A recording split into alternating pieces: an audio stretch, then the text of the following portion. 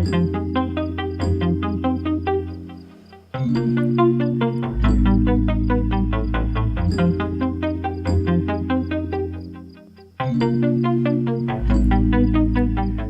it's Matty P here on Earthly Eats. Something a little different today. We're definitely still out in nature, finding some wildlife, something that is edible, but I'm not doing a catch and cook today or anything because it's something that I'm very new to discovering, and that is the freshwater clam. Now, I've seen the shells around before plenty of times, but the ones that I found today are way bigger than anything that I've seen before. And after doing a little bit of research, it turns out that actually 60% of the clams in Ontario here are actually endangered. So, sorry, it's not on the menu yet. Maybe when I confirm what kinds are okay to eat and what kinds are allowed, we'll go there. But today's more of a little conservation education type thing. So I just came to a sand dune area on the Sauble River in Bruce Peninsula. It's a great sand dune, great place to hang out, watch the river. You can see turtles, frogs. I just come here to chill out sometimes. And when I got down to the bottom of the dune, I noticed something poking out of the water. And because I've done this activity before in New Zealand, you can check out my clam digging in New Zealand episode, I recognized that these were absolutely some clams right under the sand. So we got the sand dune right here, and right up top is actually where I picked grapes last summer. You can watch my riverbank grape episode. And yeah, just come here to hang out on the river. And I've always noticed that around where you have this sort of clay runoff, you got some cold, fresh water spring coming out. Very cool water in a couple different points. And I've always noticed that there's actually a lot of shells, little clam shells. If you get up really close, you can see that there's tons of them just hidden in the sand. And I didn't really pay much attention to it. I thought, okay, maybe it's coming from within the hill. But when I looked down today, I saw something different. So you can see in the water there, those little points. And that is actually the tip of a clam. It's kind of hard to see with the reflection. We'll go over to another few that I found because they're actually sticking their foot out right now. You can see it open. So that white part on it is the foot. So these ones obviously look kind of odd. There are all three of them right there. Those are ones I already actually picked up. So there they are. Just feeding, hanging around the river. And they're a good size. I'm going to pick one up to show you. And again, I'm just picking them up because it's for educational purposes only. You're supposed to leave them alone if you see them. There's actually an app I'm going to show you in a second on your phone where you can report the clams and help out with conservation efforts in Ontario. So again, this is totally new to me, but very interesting. The size of them, like I said, I've seen small clams around before, but just compared to what I'm used to, we're just going to pick them up here. That guy is much bigger. There, he's bringing his foot back in the shell. So that is a good size. I mean, that is hand size. That is actually much bigger than the ones that I was picking in New Zealand. You can see they pretty much stay underwater. Just part of them is sticking out. And on the app, there's something that helps you identify them. So I'm going to use the app and try to help with this conservation effort thing, but that, my friends, is an Ontario freshwater clam. So I'm going to put him back here next to his buddies. And did you see that right beside it? There's another one. It's kind of hard to see. You can just see the two sort of holes poking out. But if I dig here, there's going to be another one. So here we go. Again, another good sized one right under the water. So we're going to try to determine which ones they are by the markings. Anyway, we'll put that guy back. Just wanted to show you how it goes. Oh! And be careful where you step. This is very much like quicksand now. It's kind of like clay. My leg is actually stuck in the mud here. Try to, there we go. All right, we're out. So let's go look at a couple more, because ever since I found the two big ones in there that were half submerged, I'm seeing them all over the place. So it must be a very healthy area for clams, and maybe even a breeding area, given that there's so many shells of smaller ones. So I'll see what we can pick out here. Oh, we got a frog. Another great sign of healthy aquatic environment. Is that a leopard frog? I can't tell. He's got some mud on him, but plenty of wildlife around. And right beside him, the froggy, there's another clam right here. So I'm just gonna brush some of the sand away. Kind of hidden, but this one's a little smaller. But you can see that right there? Another one. Okay, froggy, get out of here. Okay, we're gonna keep it going here. 3 big ones. See if you can spot it. Again, there's 3 little holes right there. That's the mouth of another one. You can see it right there. There's another one sticking out even more right there.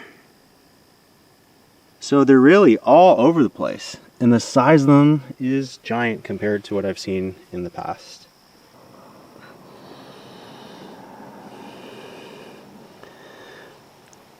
So a little smaller, but still, if I was doing my van life thing in New Zealand, I would be absolutely eating these ones tonight. Oh, that's so cool. All right, back you go. There you go, buddy. There's another one right there. It's very muddy. This is actually a great place for clay bath, mud bath type thing. So I came here a few years ago on the paddle boards with my friends Sean and Jenny, and we got totally covered in mud.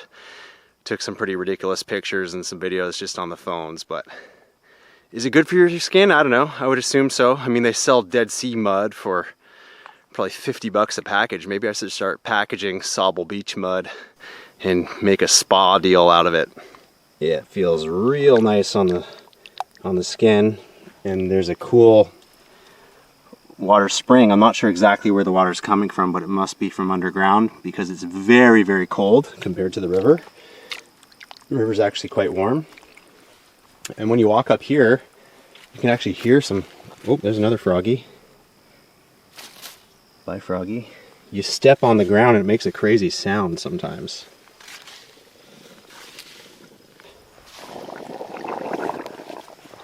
Gurgle, gurgle. Okay. Anyway, they must be under this whole area. Look, there's another one. Those 2 little holes there. There's another one right there. Those 2 small holes. Anywhere you see those 2 small holes sticking out. There's another small one. It just closed actually as it came up. So they're all over the place.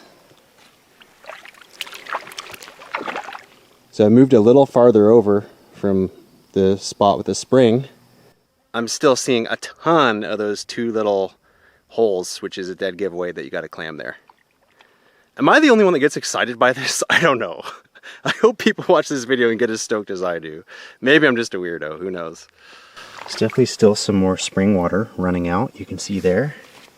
And we got some dead wood, but I still see, like, there's a clam right here. Again, this is just for educational purposes. But look, the haven. We'll put you back. Keep on looking, keep on cooking. So let's take a look at the app real quick. It's a really cool app, looks really well designed, great graphics, very self-explanatory. And we'll see if we can identify this particular type of clam and see if it's an endangered one or an edible one, and just get a little bit more detail about the subject, because as usual, as you know, I'm a complete amateur, professional amateur. Okay, so here's the app on your phone, free of course, Clam Counter. Welcome, Maddie P. And we are going to report mussel. We got the date here, where we found it. Continue. And then it comes up with all the different types of clams near Lake Huron. And there's some tips on how to identify. So it looks like we've got about 14 possible options. And I don't know how easy it is as an amateur to figure this out, but we're gonna take a look at one and give it a try. And when you click on each one, it has a little more details about it. We've got the mucket here. So it gives details about the shape, the color, the inside, what kind of teeth, and it looks like it's very specific to Southern Ontario, which is, yeah, super interesting.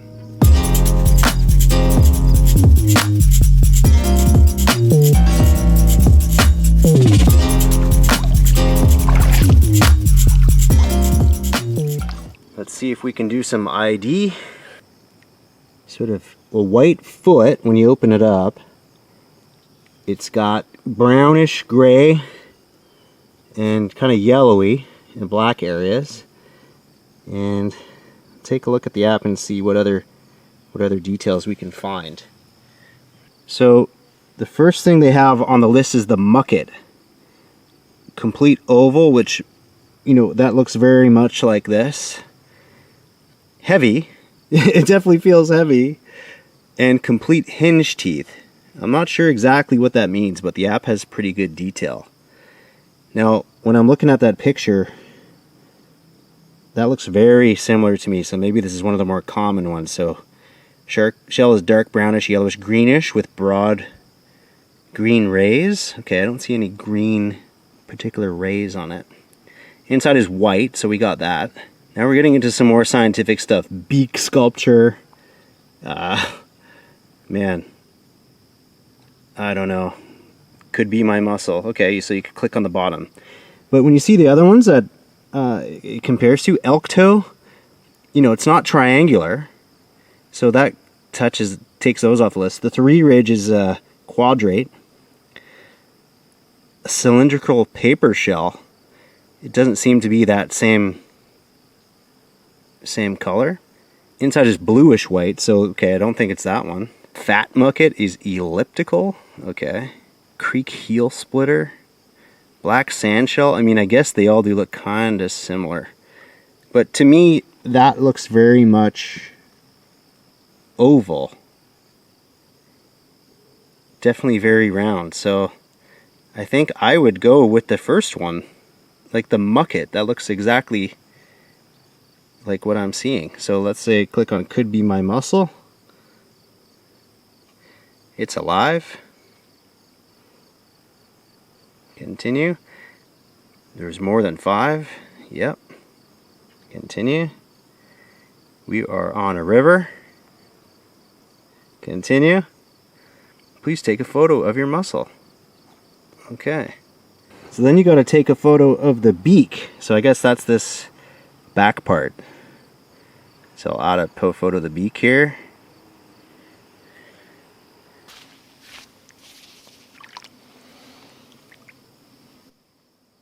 Alright, so we got him or her back in the water. I've taken my 3 photos and I'm going to continue on there. And you can add some details about water temperature, water depth, what does it look like, are there plants, and any other information that you want to report. And that is basically how you work with this clam app. So, just stumbled into this today. If you have any more details about clams in Ontario, or if you have eaten them before, or any recommendations, please let me know. Comment below. I'd love to hear your intel. And keep on experimenting, keep on exploring. And one day maybe we'll actually get to try these in a dish. But until then, I'm very happy to just join in some conservation efforts. So again, bless up. Thanks for watching. See you real soon.